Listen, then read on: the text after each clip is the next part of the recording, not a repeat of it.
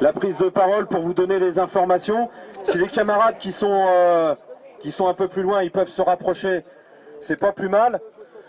Donc vous êtes tous au courant qu'il y a eu un CCE avant-hier et hier qui s'est déroulé au siège avenue de la Grande Armée. Il y a eu plusieurs sujets. Le sujet le plus important qui a été évoqué, c'est évidemment le plan de suppression d'emplois que Peugeot avait annoncé en novembre dernier. Je vous rappelle les chiffres. C'était 6800 suppressions d'emplois qui étaient demandées par Peugeot sur l'année 2012 en Europe, dont 5000 en France. Sur les 5000 en France, il y en a à peu près 2500, ça concerne les BEX, ce qu'on appelle les bureaux d'études extérieures. Ce sont les intérimaires qui sont techniciens, ingénieurs, qui travaillent dans les centres de recherche. C'est les intérimaires en col blanc, comme on les appelle. Et puis, il y a Peugeot demande 1900 suppressions d'emplois de CDI sur l'ensemble des sites. Alors, à mi-parcours, la direction a fait un point d'étape.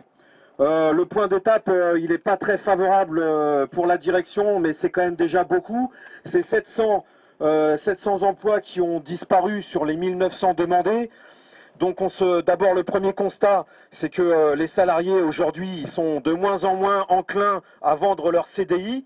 Vu la situation économique qui est catastrophique, ça n'a rien d'étonnant. Sur les 700 suppressions d'emplois, il y a à peu près eu 450 mutations internes et 250 départs. Sur les 250 départs du groupe, on s'aperçoit que c'est énormément des salariés qui ont 57, 58 ans, qui ne désirent que de quitter le groupe parce qu'ils en ont marre de travailler, ils veulent bien laisser la place aux jeunes. Et ça, c'est un sentiment qui est honnête et qui est sincère. La CGT, ce qu'on a revendiqué hier, eh bien, c'est qu'il y ait un vrai dispositif de départ anticipé pour les anciens, avec une embauche de jeunes à la clé. À chaque départ, eh bien, il faudrait qu'il y ait un jeune qui soit embauché. Alors, sur le CCE, on a évidemment mis, nous, la CGT, à l'ordre du jour, les suppressions d'emplois, les attaques qui sont générales de la part de Peugeot sur l'ensemble des sites.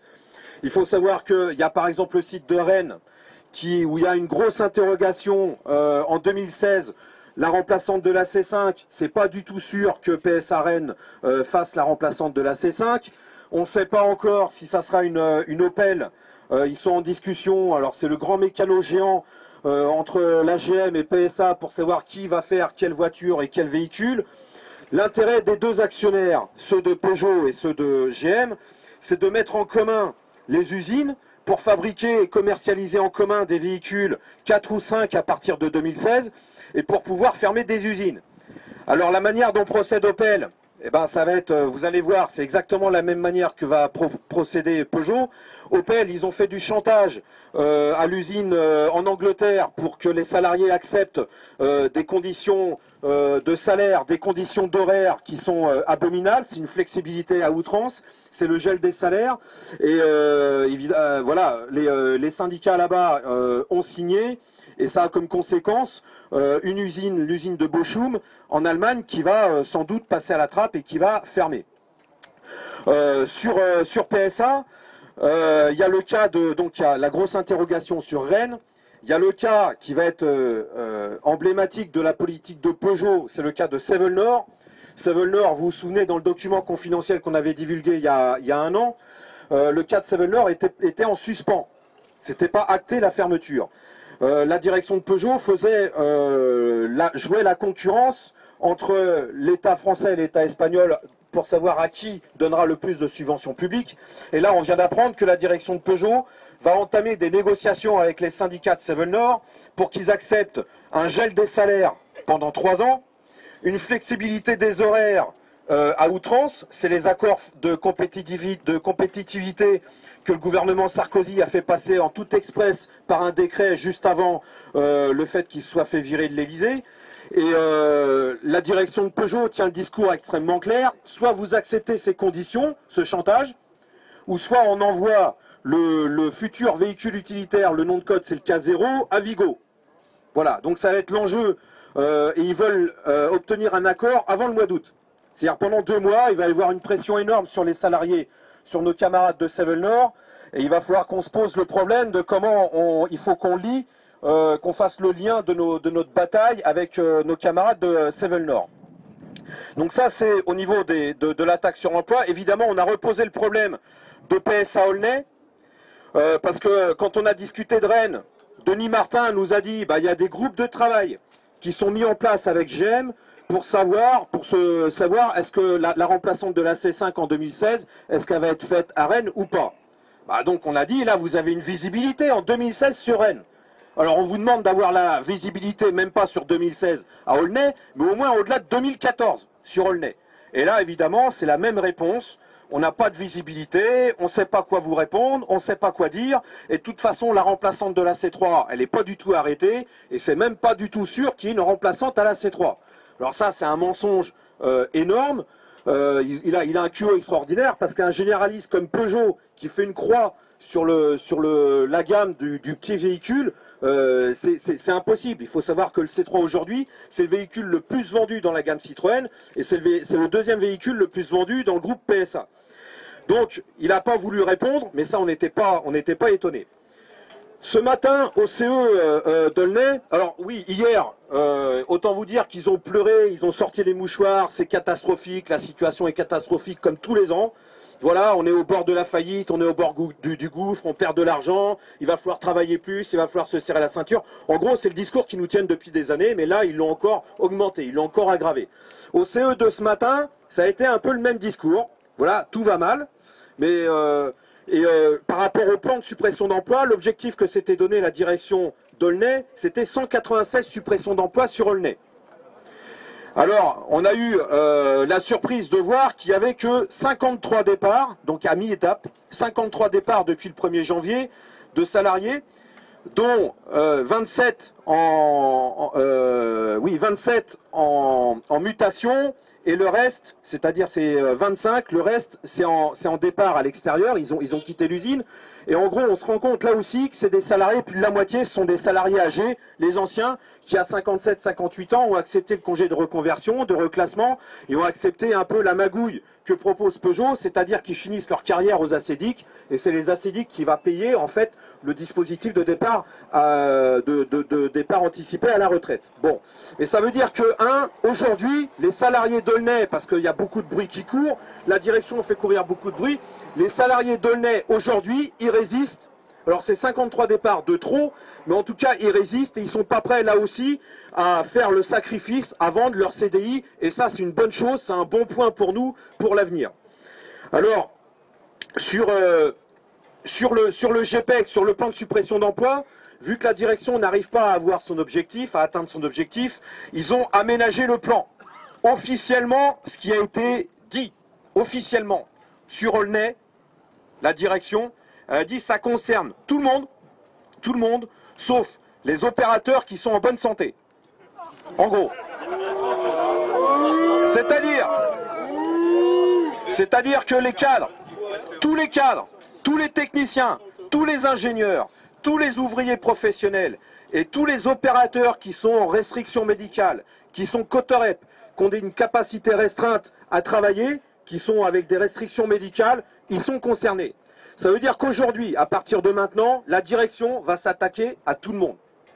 Et alors dans les briefings, ils ont dit le contraire, ils ont dit que tout le monde était concerné parce que la manière dont je vous le dis, ça choque, mais c'est la vérité pure. Aujourd'hui, la direction, elle va s'attaquer à tout le monde, elle va faire pression sur tout le monde. Donc il faut s'attendre à serrer les coudes, à faire le bloc, à faire le blocus, le carré face à la direction et à s'entraider quand un camarade il est convoqué par le chef, il a une pression pour aller à la cellule mobilité, etc. etc. Voilà, il va falloir s'attendre à résister à des pressions encore plus grandes. Alors, le directeur est venu nous faire un speech ce matin à la réunion du CE. On a parlé de la C3 et évidemment on a posé le problème de l'avenir de PSA Aulnay. Il a reconnu, il a avoué dans la discussion, je pense qu'il a fait une boulette parce que maintenant il va commencer par s'en mordre les doigts, il a dit qu'il restait 800 000 C3 à produire avant qu'elle s'arrête en 2016. 800 000 C3. Faites le compte très rapidement, à raison de 140 000 véhicules produits sur Aulnay, c'est ce qu'on a fait l'an dernier, ça veut dire que ça nous amène en 2016. Ça nous amène à 2016. Avec le complément de Poissy, ça fait pile poil le compte. Alors on lui a dit, bah très bien, on voit que vous avez une visibilité après 2014, on voit ce qu'il vous reste à produire pour la C3. Et bien nous, ce qu'on vous demande, c'est que les 800 000 véhicules de C3, ils soient toujours produits à Aulnay, avec le complément à Poissy, et qu'on garde l'usine avec 2 équipes, au moins jusqu'à la fin de 2016. C'est ça qu'on a demandé ce matin.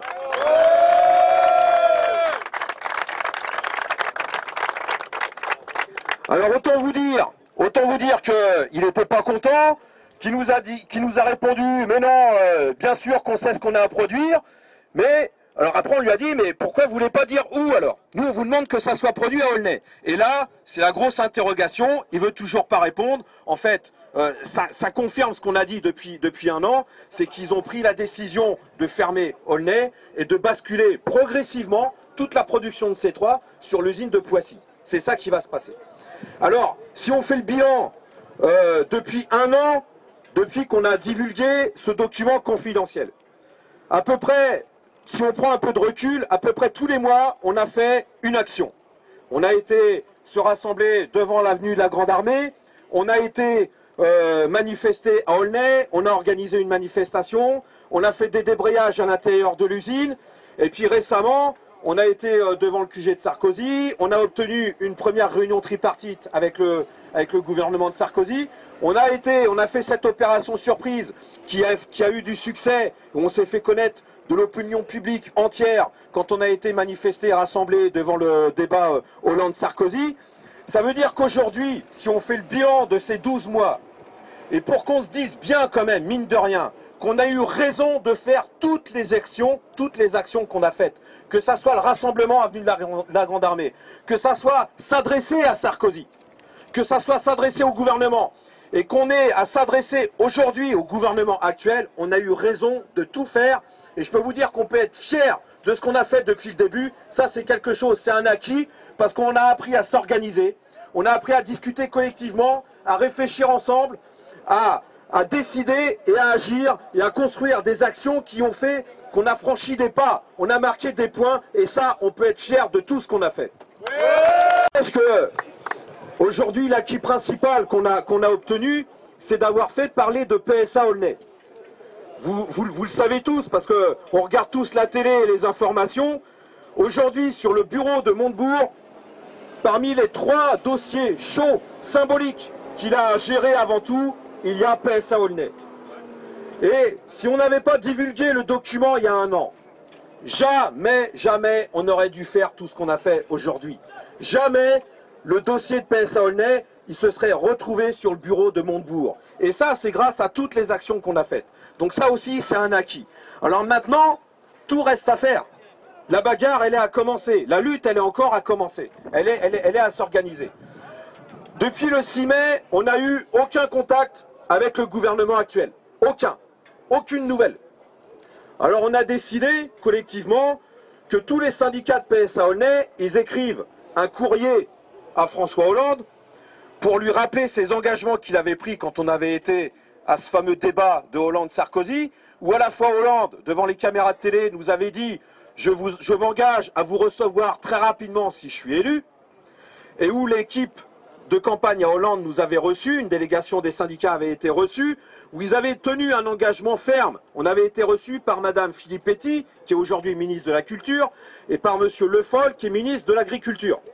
Et ils avaient donné un engagement ferme devant le SIA, la CFDT et la CGT, qu'ils allaient organiser très rapidement une réunion tripartite avec le ministre concerné, c'est Montebourg, la direction de Peugeot et les syndicats de PSA Aulnay. Alors vu qu'on n'a rien vu venir, bon, on est gentil, pour l'instant on est gentil, on est raisonnable, on a envoyé un courrier signé de tous les syndicats de PSA Aulnay. Alors ça tombe bien, on a aujourd'hui convoqué une conférence de presse et ce rassemblement, et comme par hasard, ce matin j'ai eu un contact via un député socialiste du gouvernement qui nous informe que en début de semaine prochaine, nous allons avoir une réponse à notre courrier. Voilà. La force des travailleurs! C'est la grève! La force des travailleurs! C'est la grève! La force des travailleurs! C'est la grève! On lâchera Alors simplement pour vous dire, ça c'est une nouvelle preuve, que de toute façon, si on ne se mobilise pas, on n'aura rien du tout. Moi, j'en suis convaincu. Et il faut que tout le monde s'en convainque. Vraiment, il faut qu'on se mette ça dans notre tête. Tant qu'on ne se mobilisera pas, si on ne se mobilise pas, on n'a rien du tout. Il a fallu qu'on organise cette conférence de presse, ce rassemblement, pour avoir un signe. Mais nous, ce n'est pas un signe qu'on veut. Nous, ce n'est pas une réponse simplement à notre courrier en début de semaine prochaine. Nous, ce qu'on veut, c'est la date de la réunion tripartite et qu'on mette autour de la table Denis Martin de la direction de Peugeot, le ministre Montebourg et les syndicats de PSA Aulnay. C'est ça qu'on veut et c'est ça qu'on doit obtenir extrêmement rapidement parce qu'il n'y a pas de temps à perdre. Je voulais... Juste pour dire, Montebourg est passé aux 20h de France 2. On a fait un tract, on a raconté ce qu'il a dit. Il a dit, avec Peugeot, il n'y a pas eu d'annonce officielle. Pour l'instant, oui, il n'y a pas eu d'annonce officielle. Et nous, toute notre bagarre, c'est d'empêcher que Peugeot fasse cette annonce.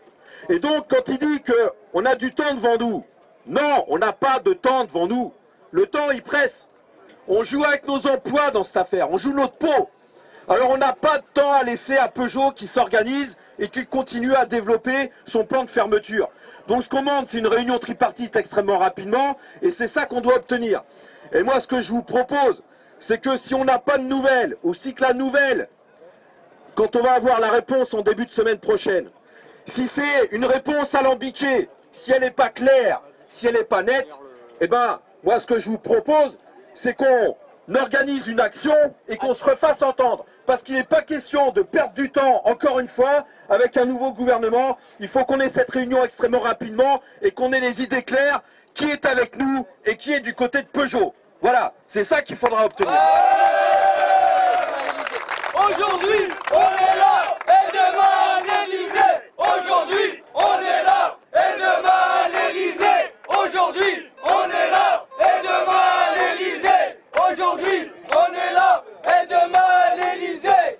Alors juste pour vous dire que dans le calendrier de Peugeot, il y a une réunion extrêmement importante qui va se dérouler le 27 juin.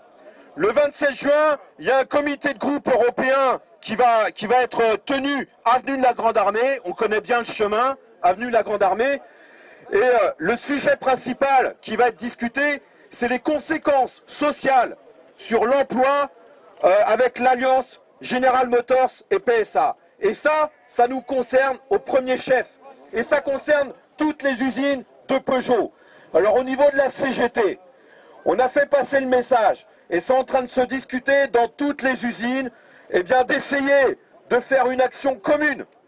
Que toutes les usines, elles bougent en même temps, le même jour, au même endroit, qu'on se donne rendez-vous pour manifester devant Peugeot et pour leur dire que leur suppression d'emploi, les fermetures d'usines, eh bien il y en a marre. Nous ce qu'on veut, c'est que les jeunes ils sont embauchés, c'est que les anciens ils partent à la retraite à 55 ans et qu'on veut que Aulnay continue à tourner et que Sévelneur il continue à tourner et qu'il n'est pas question d'accepter des baisses de salaire et des accords de merde sur la flexibilité des horaires. Voilà, alors c'est ça qu'il va falloir qu'on discute. Il va falloir qu'on aille là-bas à Paris. Moi c'est ce que je vous propose de discuter dans les ateliers, qu'on se retrouve avec toutes les usines de Peugeot et de Citroën le même jour, à la même heure, au même endroit, face à Peugeot. Ouais, tous ensemble, ouais, ouais, tous ensemble, ouais, ouais, tous ensemble, ouais, ouais, tous ensemble, ouais, ouais. Alors je sais pas si y a des camarades qui veulent prendre la parole des autres syndicats, s'il y en a. Les autres syndicats